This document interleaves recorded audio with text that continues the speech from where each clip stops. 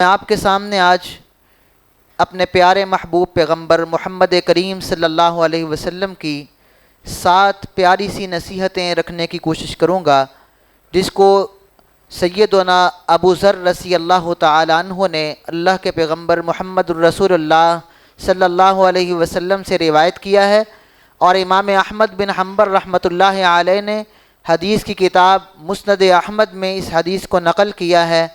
امرنا رسول اللہ صلی اللہ علیہ وسلم بسبع، اللہ کے پیغمبر صلی اللہ علیہ وسلم نے کہتے ہیں مجھے 7 باتوں کی نصیحت کی، اور یہ ابو ذر رضی اللہ تعالیٰ عنہ بڑے اللہ والے صحابی تھے کہ جن کو دنیا ماورا کے ساتھ کوئی تعلق نہیں تھا، بس آخرت کی فکر میں اپنی زندگی گزارنے والے یہ عظیم صحابی ابو ذر رضی اللہ تعالیٰ عنہ حدیث کے راوی ہیں۔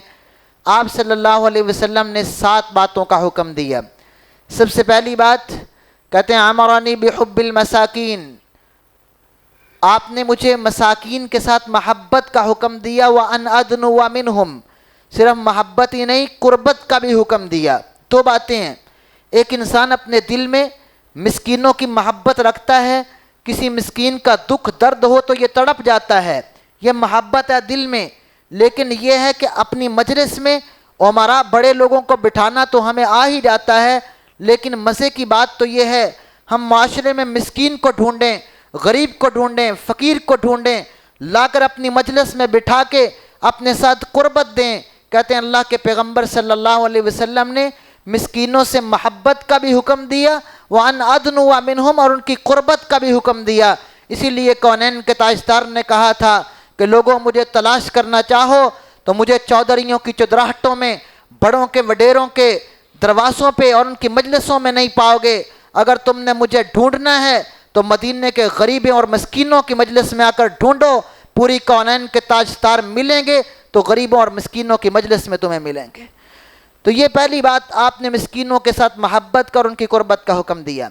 کہتے ہیں دوسری بات جو اللہ کے پیغمبر صلی اللہ علیہ وسلم نے مجھے کہی وہ یہ تھی کہ وَأَنْ أَنظُرَ إِلَى مَنْ أَسْفَلَ مِنِّي وَأَلَّا أَنظُرَ إِلَى مَنْ فَوْقِي، میں ہمیشہ زندگی کے اندر اپنے سے نیچے والوں کو دیکھوں، اپنے سے اوپر والوں کا نہ دیکھوں۔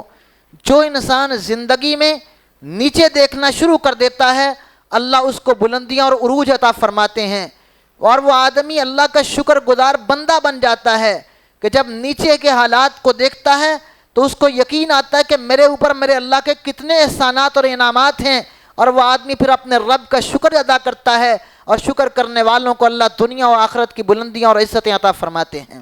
تو اللہ کے پیغمبر نے حکم دیا کہ میں نیچے والوں کی طرف دیکھوں، اوپر والوں کی طرف نظریں کر کے کہیں ناشکری نہ آ جائے، یہ دوسری بات تھی۔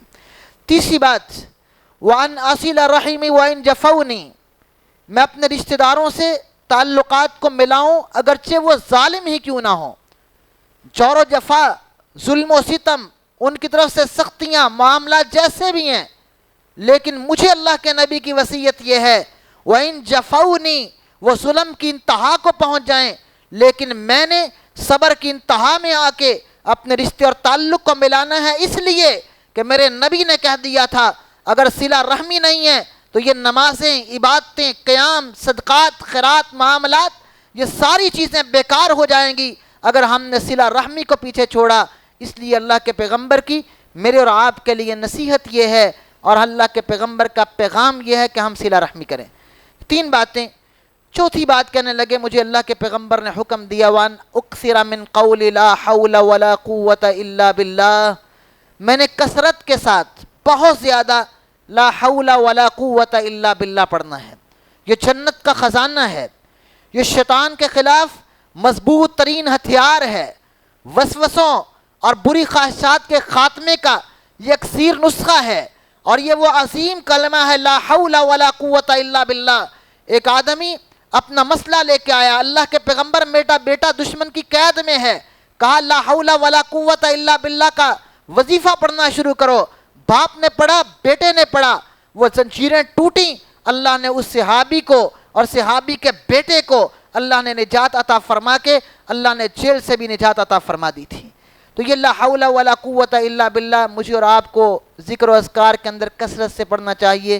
یہ اللہ کے پیغمبر کی ایک تعلیم ہے۔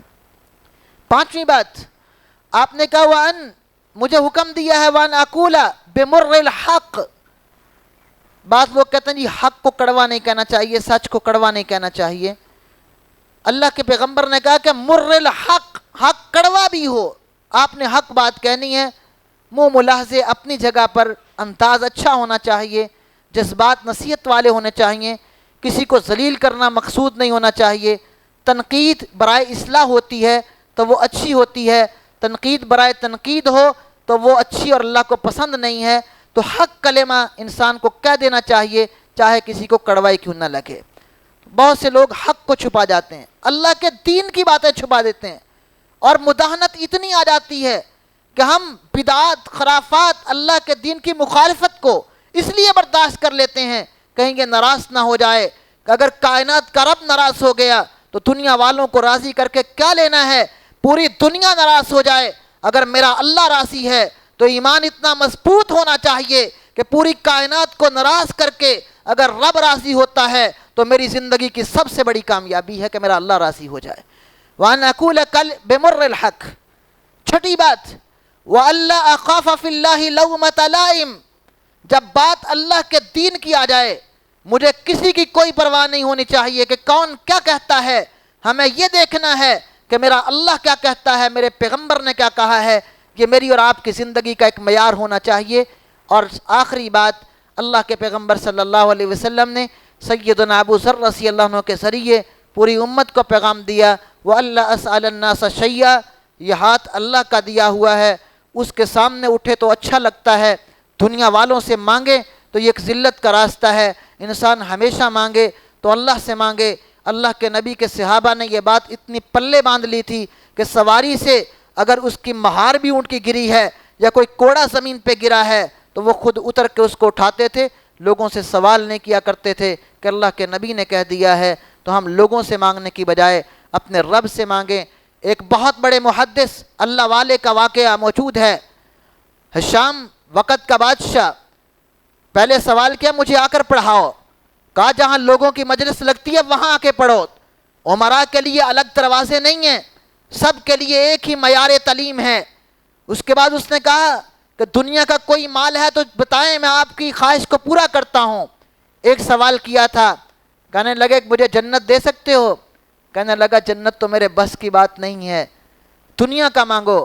کہا دنیا تمہارے اختیار میں نہیں، دنیا دینے والا تو اللہ ہے، میں نے آج تک اللہ سے دنیا نہیں مانگی، اس سے آخرت مانگتا ہوں۔ کہا تجھ سے دنیا مانگوں گا؟ دنیا والوں سے دنیا کیا مانگنی ہے، جو پوری دنیا کا مالک ہے، مانگنا تو اس سے مانگیں۔ اللہ مجھے اور آپ کو اپنے در کا فقیر بنائے۔ وآخر دعوانا الحمدللہ رب العالمین۔